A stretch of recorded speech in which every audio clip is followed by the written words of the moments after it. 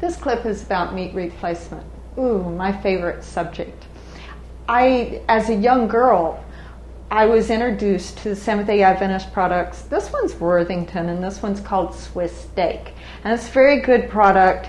It's easy to fix, it's tasty, you don't have to put much flavor in it. Cover it in something, bake it or fry it, whichever way you want. Here's one called Fry Chick, and this is an excellent product. These are gluten products. And gluten, I've even made it. It's an interesting process. It's like making bread, except when you're making the bread, you let it rise. Well, in gluten, you don't let it rise. You wash the starch out of the flour as you knead the flour. It takes a long process. It's not easy to do, but it can be done, and it's well worth at the end. But these products are very tasty and excellent. The Morningstar has the same thing. They have chicken nuggets. They have buffalo wings.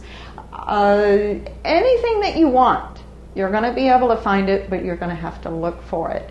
And it's worth the effort. A lot of your restaurants nowadays will offer things like this. They have tofu instead of meat, or they'll have like a fake duck type of product that doesn't have meat in it, and it's just a gluten product. It's delicious. It's worth buying.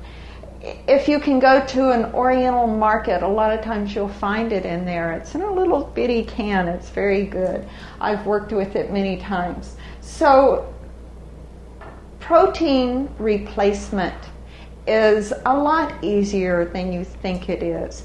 It's all you have to do is look up a meat product, figure out how they cook Swiss steak with meat, and just replace it. Meat replacement is everywhere you want to find it. Anywhere you want to find it, just learn what to look for. Learn your products, learn your brands, learn your packaging. It'll be frozen, it'll be canned, and sometimes you'll even find it fresh. Your tofu you're going to find in a fresh market. So just learn to look for it. You'll find it.